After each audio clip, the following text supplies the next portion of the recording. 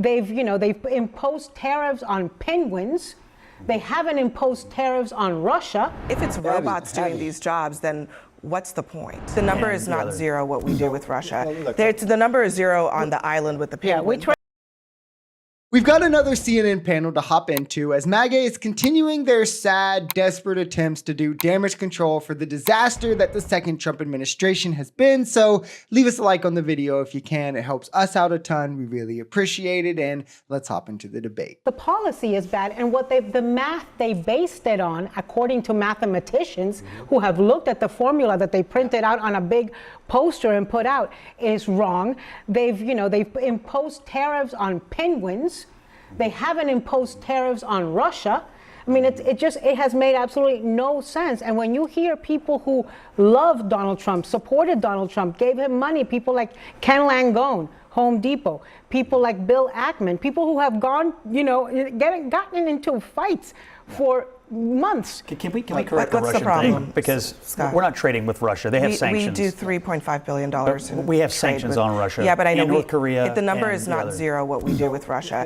The number is zero on the island with the penguins. Yeah, we trade more with Russia than we do with Hurd and McDonald. Damn, she cooked him with that at the end. I mean, Russia being left off the list should give the game away about what foreign country controls MAGA. They put Ukraine on the list. They put a penguin-inhabited island we literally do no trade with on the list that has no humans, but Russia, who we not only do trade with to the tune of billions of dollars, but is the aggressor in a war with our ally, is off of the list.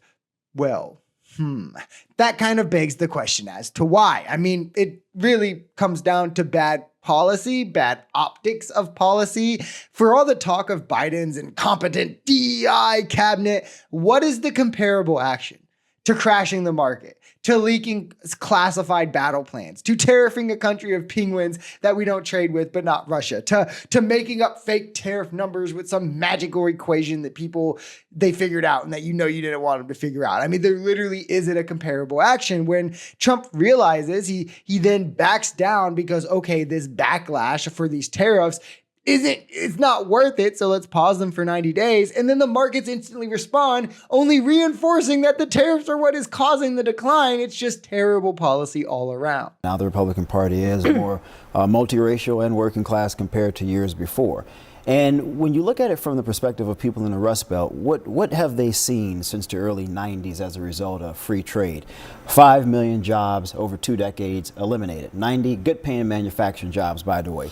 90,000 factories closed, that's an estimate. Then you move forward to the early 2000s, increased imports with China, known as the China shock. You're aware of this, Stephen, you've written about it. That also eliminated 2 million additional jobs. So you're talking about over 2.5 decades, about 7 to 10 million jobs eliminated, good paying jobs for blue collar people. They completely feel ignored. They completely feel forgotten.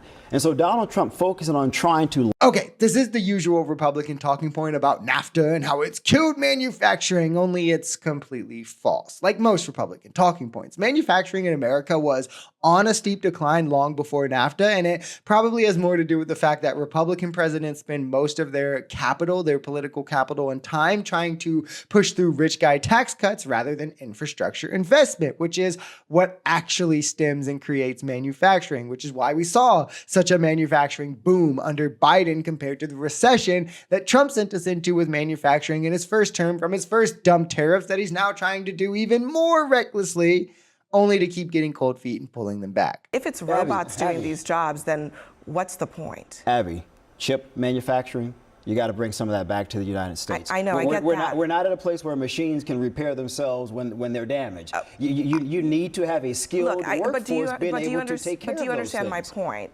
Michael, is that we are increasingly about to be in an economy where a lot of these jobs that he wants to bring back are not going to be done by humans. Maybe there will be one or two overseeing the robots, but they've acknowledged that. Bessent and Howard Lutnick have both said that over the last few days. Yeah, automation, AI, robots are going to replace most humans in those jobs. Yeah, that's not so just what is the formula for manufacturing renaissance in that scenario? Sure. It's also a uniquely bad American problem when the tech bro billionaires now control the White House and are trying to accelerate its implementation, which is the complete opposite of what we'd get from a Democratic administration. By the way, they literally pushed back against tech, big tech.